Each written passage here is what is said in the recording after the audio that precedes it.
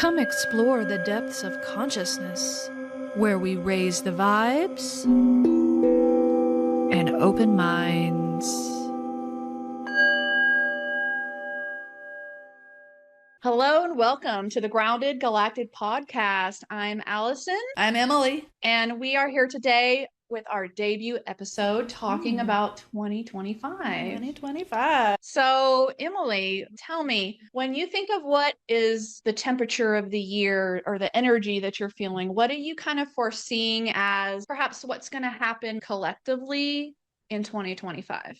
You know, I think 2025 is a year of mass reflection and looking inside, because there's going to be a lot of angst on the outside. There's going to be a lot of pressures from these things in our lives, these institutions that continue in some ways to take us away from a core of ourselves. And I think people are waking up to that and realizing that in their own ways. So I think 2025 is that year for inner reflection. That is my hope. What about you? I honestly think, we live in this rat race type of world, and people they're not given the opportunity to stop and reflect, but at the same time, they're also not choosing themselves to stop and take that opportunity. Whatever external pressures they may feel, everything always starts with the self. I don't really do New Year's resolutions. I think of it in more of a big picture that every day you should be setting aside some time to reflect, because we tend to live in this pattern in this program where we're waking up, we're getting ready, maybe we're shuffling kids off to school, we go to work, we come home, we make dinner, maybe we've got extracurricular activities. Right, we're running around everywhere. I mean, everyone in the family is busy. Even if you're a single individual, pretty much you're trying to keep yourself busy. You're trying to keep yourself preoccupied and distracted. And a lot of people really avoid having that sitting alone quiet time because they don't want the feelings to come up. They don't want memories to come up, and they're really losing out on that opportunity to grow and reflect and go within, because we're getting ready to enter a really crazy time, I think. But getting ready, already there.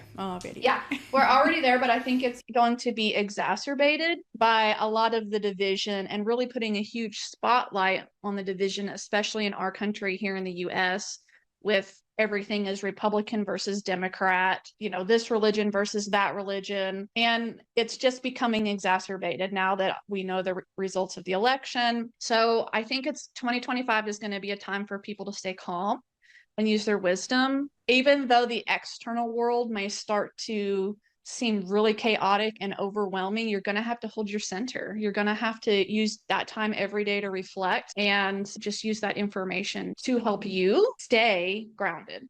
You mentioned starting with the self, and people don't like to go into themselves. And I think part of the reason for that is people are constantly judging themselves. And so they're avoiding themselves sometimes because maybe they feel they're not the best person, or maybe they don't feel like they need self-care or deserve those types of things. And so for me, I can tend to be self-judging sometimes, and I think many of us are. So one of my mantras will be, and you reminded me of this, start with self.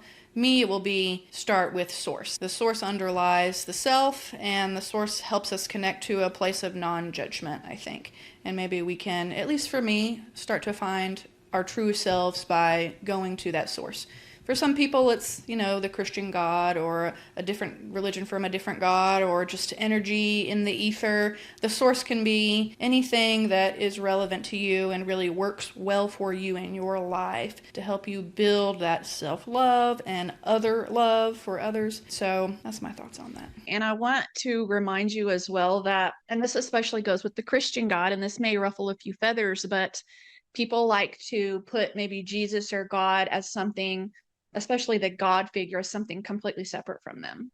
That could not be farther from the truth. God, or all that is, or the ultimate creator, source, being, whatever you want to call it, is in every single thing, in every single time, in every single space. There is nothing that exists outside of God. And you have to think of it that way. Does it make sense to you that God is separate from you? If it does, then what are you made from? what does that make you? You know what I mean? So it's not that we're God's children and God has some type of persona, whether male, female, human, non-human, whatever. To me, God is this all-encompassing energy of everything. And we are in these, bodies, in this life that we have, and these personalities and ego structures that we have, we are just fractals of the overall being of one thing. I hope that that will kind of help people realize that when you're trying to connect to source, you're not trying to reach out for something else. You're going within and realizing that you're not this small being, this singular soul, because you're not. You are God, and you are God, and you are God, and this is God, and that is God, and everywhere you look is God. The beauty of it is the whole reason why we're here, and I think this is really great to start off a new year with this new perspective of the whole reason why we're here is, even though we're all God and everything is God, is that we're choosing to have a particular life experience here on earth at this time with, our chosen family and friends. And that's the whole point of this game, because we get to create exactly everything that we want to experience and how we experience it and how we feel about it. There are some things you mentioned that I want to ask you about and maybe clarify from your perspective, and also clarify my perspective when you speak about God being everything and everyone. And for me, it's God consciousness, and consciousness is the one. And certainly I'm thinking about, we want to be as inclusive as possible. We don't want to exclude atheists, for example. Sure. So there are ways that they could certainly align with that message, and maybe it's just through this idea of consciousness or collective consciousness. And they may not even believe in that, and that's okay. Can you clarify a little bit about that? Well, I think that's kind of part of the fun of it, is whatever your beliefs are, that's what you kind of get to discover and change throughout your life. Whether you have some that you keep from the time you're very young till the day you die, or ones that, I know some in my life that I have changed. Like, I was at a time in my life where I was at church every Sunday and Wednesday night and was giving people Bibles as gifts for holidays. And then my belief systems changed. And then I moved into other stages of my life and my belief systems changed. And, religion is just one example. People's belief systems about everything changes over their lifetime. But to me, it doesn't matter what your belief in of a God or whatever it is, or if you don't believe in any of that. The point of it is that even if you're an atheist, you still have the power to create the life that you want. And if you don't have that something that you can think about that you're connecting with, you can just think about you're connecting with yourself. However you want to go about it, honestly. As long as it's something that feels good to you and you take that time for yourself to reflect on what you want. Because like I said, there's going to be a lot of just junk happening around us, distractions, and you can either go through it being angry or in despair or confused, or you can go through it feeling neutral. You can go through it even feeling happy. You don't have to feel happy about somebody being hurt or wars breaking out or there's, a lot of natural disasters or whatever the case is. Your state of being is really what creates your life. It's not the things happening, quote unquote, outside of you. It's all about what's happening inside of you and how you are reacting to the situations that present themselves in your life. Right. And I think humans sort of, in some ways, especially in the developed world, in the United States, let's say, I think they have a limited view of what their reactions could be or should be. I talk a lot in the class I teach about developing countries and countries that, you might not have clean running water. You don't have waste disposal. You don't have this sort of modern conveniences. But there are so many examples of these families and of children who are happy all the time because they have found a way to that despite their circumstances. They have seen that they can react in that way, and it sort of just becomes part of the culture, because in some ways that maybe is all that you have and can hold on to, right, is those reactions to the state of the world around you or the state of your immediate community. You can't always control that. You certainly have influential powers over some of those things, but that's highly dependent on many factors. And I think about, if we're talking about reactions, and that is, it's so powerful to know that we can control our reactions through reflection and introspection and just realizing we have a choice. You know, there are times when I've had a majority of a full year where I'm just sort of just being pulled in many different directions, and I'm very frustrated and I'm angry and I'm disillusioned. And then one day I wake up and I'm just like, you know what? I can choose to be happy today. And so I've been experimenting with that some, and it doesn't have to be a special day. It could just be a random Tuesday where you wake up and say, I'm going to be happy today no matter what. I'm going to keep that frame of mind. I'm going to keep that sort of reaction pattern going.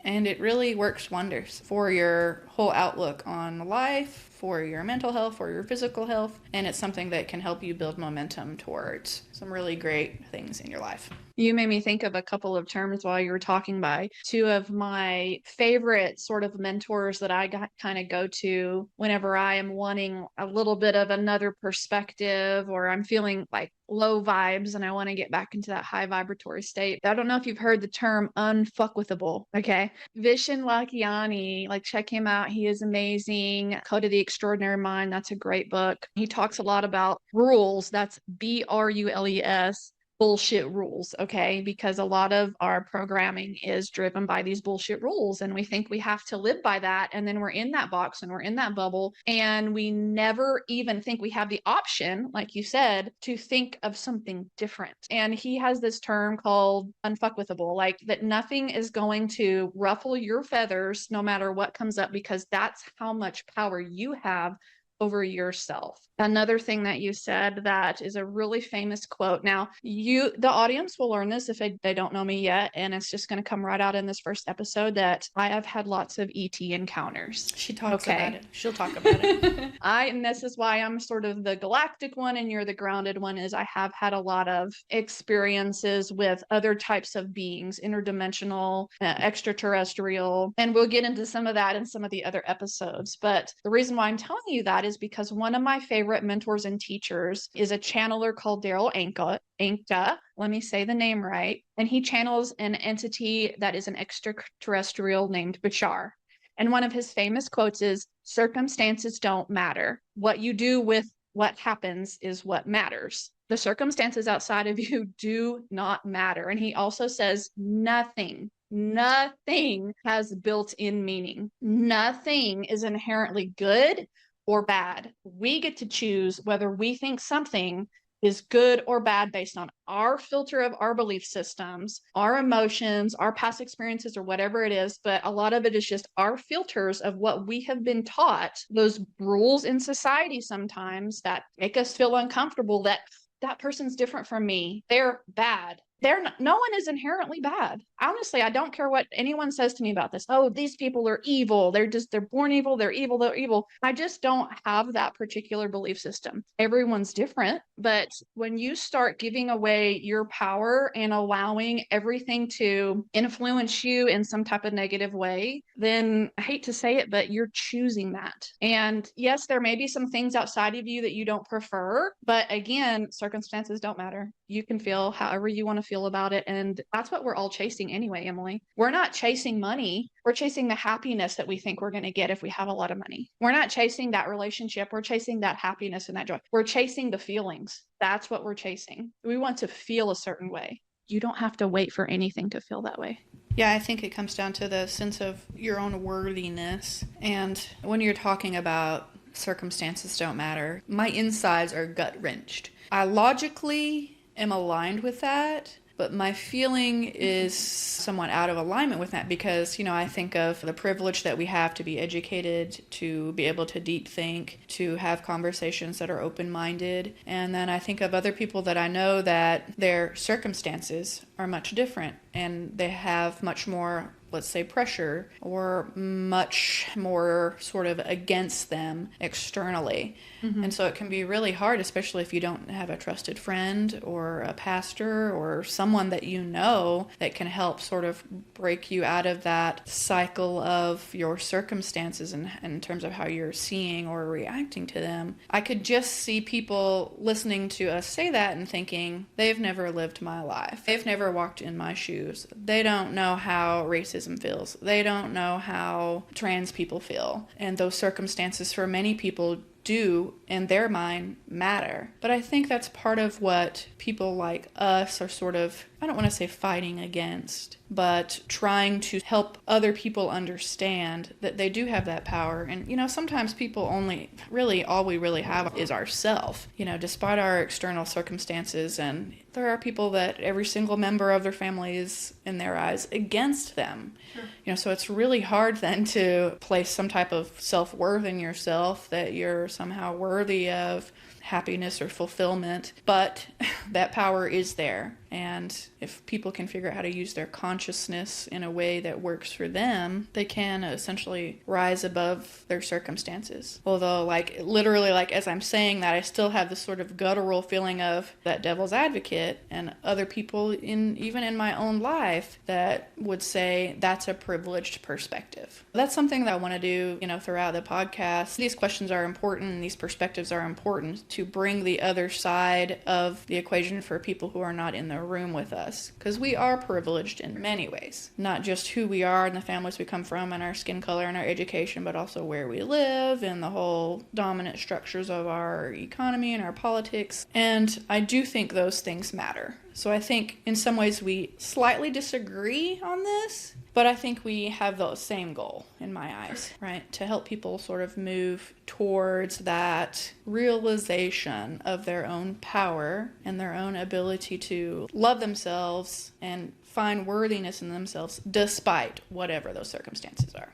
I will never have anybody else's perspective but my own. It's hard to even speak from someone else's perspective, but if I could conjecture and say that, you know, again, this is one of the reasons why this is called the grounded galactic, you're going to maybe bring it down to earth, and I'm maybe going to think of it in more of a big picture type of way so that we can blend these types of thinkings about getting really specific, but also seeing the broader perspective. And then however you, the listener, wants to find that balance point within you, within your personal perspective, is where all that power lies, because we can't always just be down in the mire of being the grounded, but then never reaching out into that maybe spiritual world and thinking about what is there out there besides these things that I can see, hear, and feel. What about everything else? What about the things that are around us that are unseen? I start to think about synchronicities. You know, you start thinking about somebody for so long and then all of a sudden they're calling you on the phone. That's not like an accident. Like, everything is connected. There are things that we cannot see, yet that is influencing our everyday life. So whether you grew up,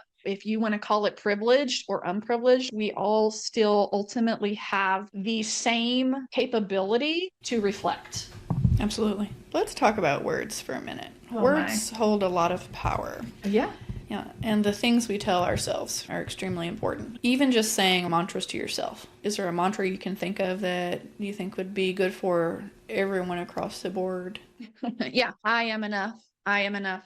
I am enough. In fact, I saw this great sweatshirt that said, "You are enough" on the front of it. And then on the back of it, it says, "Dear person standing behind me, this world is a better place because you're in it." People don't think that they're enough. They don't think that they're loved. They think that they're alone. We're out on this isolated iceberg all by ourselves and nobody knows how we feel. So yeah, if I definitely had a mantra that I think everybody could relate to, it's just, I am enough. I like that. I am enough. Words are really, really powerful. I think it was Bruce Lee, and I'm going to butcher this quote, you guys, like something to the effect of, words cast spells because they have a vibration. That's why they call it spelling, because there is a vibrational frequency to everything.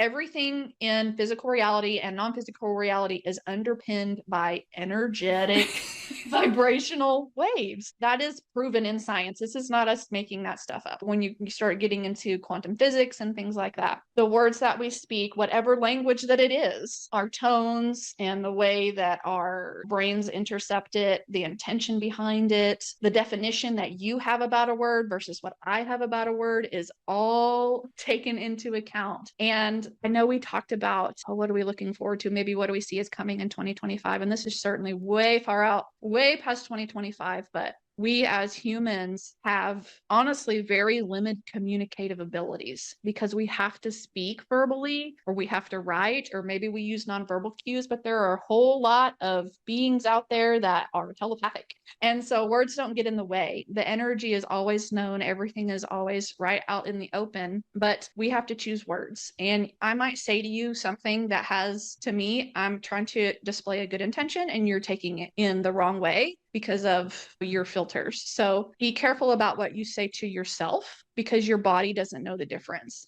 If you say something like, oh, I'm so bad at that, or I can't do this, or whatever negative talk that you have about yourself is literally affecting your cells in a detrimental way. You've probably seen the experiment that teachers do with their students about like a bag of rice. They'll have 2 bags of rice. And on this one, there are labels of positive words and the students are projecting positive words to it. And the other one is they've got written negative words on it and they're projecting negative words like I hate you, and then they say I love you to the other one. And after time goes on, you can see that this jar that has had the positive words and activities is perfectly undegraded, and then the other jar or bag is just brown and disgusting and rotting.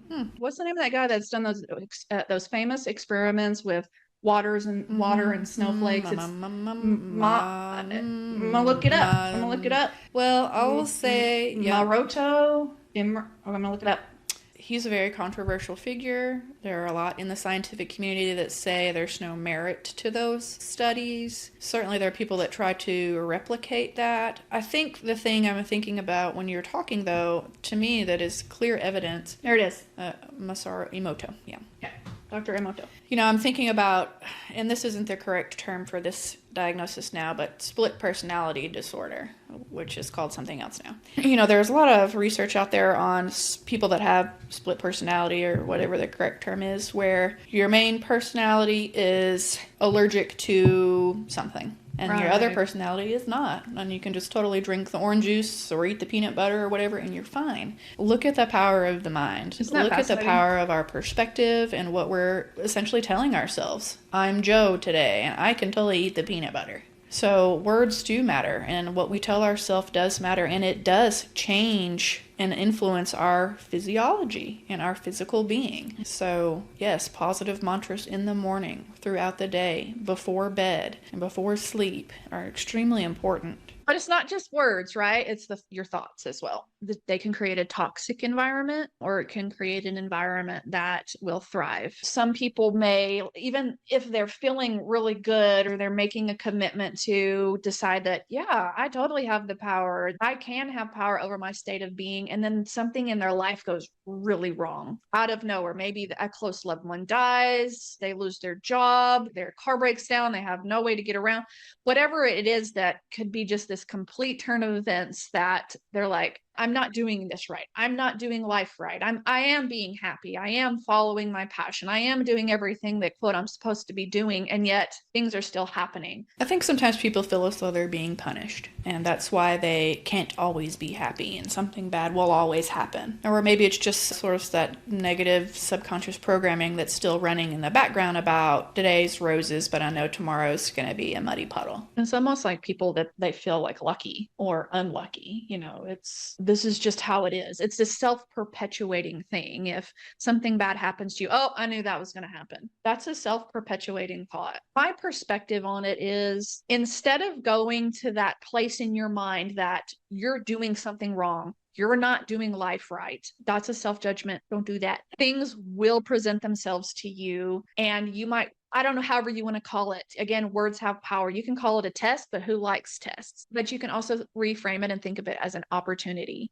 It's a learning lesson. Right. An adventure. Yeah, an adventure. Journey. Someone's going to listen to this and go, it's not an adventure that my husband died. Okay. It's not an adventure that I have this debilitating illness now. It's not an adventure that my house just burned down with all my belongings and pets in it. That's not what we're telling you. We're telling you that you never go backwards. You're always ascending forward. And I know the listeners can't see this, but life is certainly not a straight line, but it doesn't go like this where it's up and then down to the same level, up to the same level, down to the same level. It's kind of like this. where yes, there are dips, but ultimately, if you want to put the average line on your trajectory, it's always ascending upwards. So those little moments when you dip down, and maybe it's a big dip, maybe something happens in your life that creates a lot of turmoil or sadness or confusion, and you really don't know where to go from here. Try your darndest to just bless that and say, I can still get something positive out of this. I don't know what it is right now. You don't have to know what it is. Let time go by, feel all the feelings, but don't dwell in that feeling like I'm a failure. I'm not doing life right. I must be doing something wrong. And that's why everyone around me is dying or in pain or whatever the situation is. I wrote down, just wait. Just wait. Because you might be happy today, and then just wait, something may, put a little glitch in your matrix. And vice versa. When things are down, just wait. Things will turn around. And I came across a study. I can't think of who the author was. I'll have to look it up. But it was essentially discussing the older that you get, and it was looking at people that are, up in age, in their 70s, 80s, 90s. And there is a point when something happens in your brain, something physiologically happens in your brain where all of a sudden you feel this oneness with the universe. And it tends to happen in much older age. It can happen sooner. There can be triggering or traumatic events or life-changing events that trigger that or bring that on. But when I read that, I thought, well, that's something we probably can always access, right? That feeling of oneness. Certainly practicing meditation helps get there. And this is how we can, in our younger decades where we have so much pressure to work, make money, feed our families, make sure we stay connected to friends, all the things that we have on our big to-do lists, we can, if we take the time and are intentional to train and retrain our brains, we actually can completely change our personalities, our mental models, and sort of the lenses that we look through, right? Meditation helps to create new physical pathways in your brain. Research tells us this. If you don't meditate, most likely you're going to spend your 50,000 thoughts a day, which is about the average number of thoughts that we have. Most of them will be negative. About 80% of those thoughts are negative. And about 98% of those thoughts are thoughts that we thought the day before. Nothing new. So very little new and not very much positive. Through meditation, we are retraining the pathways in our brain so that we don't automatically, right? We're on autopilot going to the negative. So meditation is very powerful. And at some point we should certainly have an episode that's maybe dedicated just to meditation. And when I first started hearing about meditation years and years ago, and what is it, it seemed like there were a lot of rules around it, and I didn't know how to do it, and it seemed like overwhelming, and people think they're going to do it wrong, and how can you possibly clear your mind or just focus on one thing? Just start somewhere. Don't call it meditation. Again, words have power. If for whatever reason you have a belief system that meditation has some type of negative connotation to you, don't call it that. Call it whatever the heck you want to call it. Right. Call it prayer if you need to, or just reflection time. I think me time. That's my me time. Right.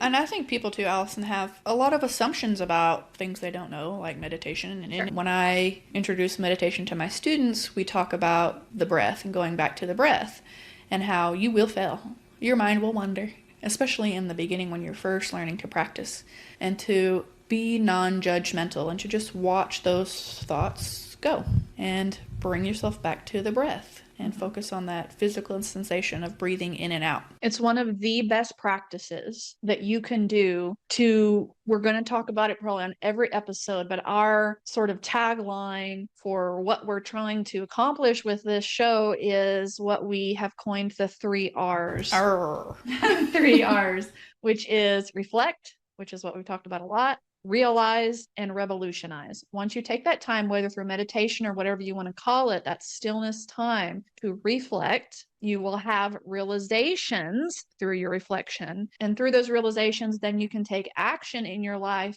to revolutionize yourself. It's all about taking yourself off of autopilot. That's when you start to live intentionally. And if you're not living intentionally, you're not stepping into your own power. And that's kind of exactly what the powers that be want to happen. They don't want us to realize our own power. They want to keep us so busy in society and trying to make money to just barely survive that we don't have the space or the time. Like, we have such hard, difficult days just trying to get through the day at maybe a job that we hate or whatever the situation is, that all we want to do by the time we get a break is distract ourselves. And we distract ourselves with this media that just perpetuates this same cycle of thinking that we have to distract ourselves with some type of entertainment, and we never start living intentionally and taking that meditation time or that stillness time to reflect, realize, and revolutionize. And here's the thing about meditation too, Allison. It doesn't always have to be in stillness. It Sure. can be while we're driving, right? Yeah. It can be while we're playing basketball In our the backyard. shower. It can be, and I heard this the other day, and there's research on this. I think I heard this on the John Tesh radio show, which I love, by the way. And he's talking about research on meditation and how simply just doing a chore and being present in the moment in doing the dishes or folding laundry or sweeping your floors. And it's that sort of intentional, I'm here right now, I'm doing this task. It doesn't require a lot of brain power, right, for me to wash the dishes, let's say. That is a form of meditation.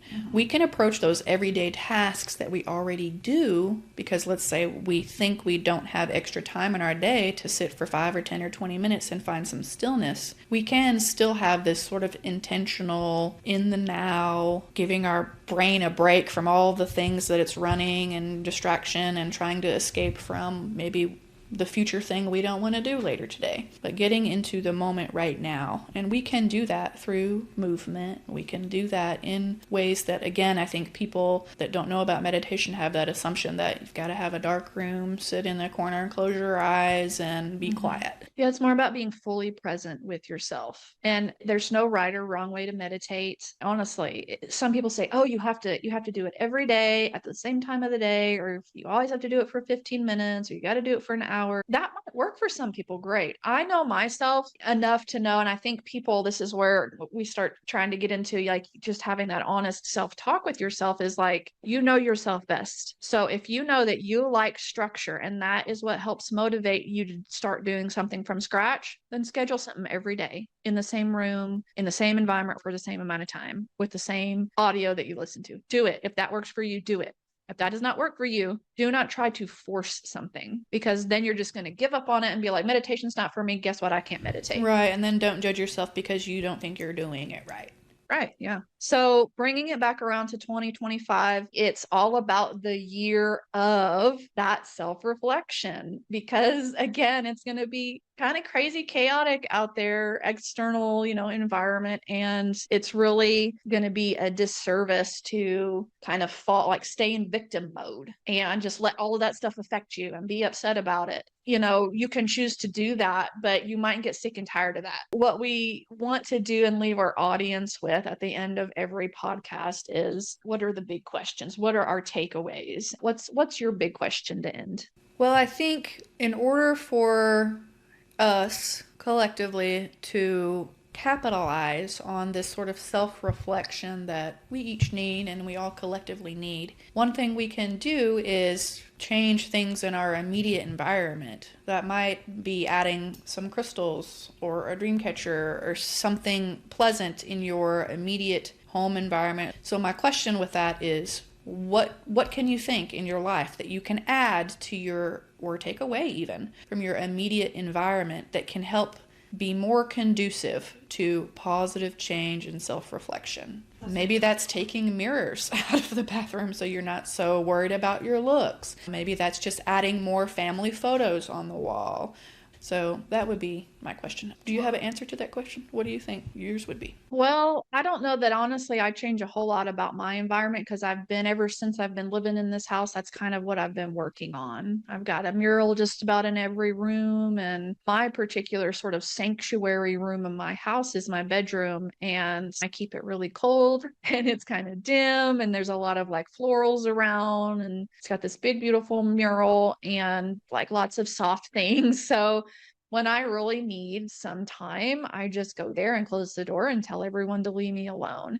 you can do that in a way that people will, your family, however they're going to be, but some people might get offended, or they might feel like, oh, some type of slight because you say, I want to be alone right now. But people have to start having boundaries within, especially families, especially when there are kids, because, as a mom, and I'm sure other moms can relate, that a lot of times, and this is, I honestly can say over most cultures in the world, are, when it comes to raising the kids, it's for the most part falls on the mother figure. And not that there's anything wrong with that or whatever, but it is sometimes, as a mom, you feel like somehow you're letting your family down by feeling like you want to separate from them. And they've probably heard it 100 times over. If you don't take care of yourself, you can't take care of anyone else. That is 1,000% true. Put that oxygen mask on first. Yeah. Right? What they say. So don't feel bad. And dadgummit, if your partner or whoever you're living with can't pitch in and,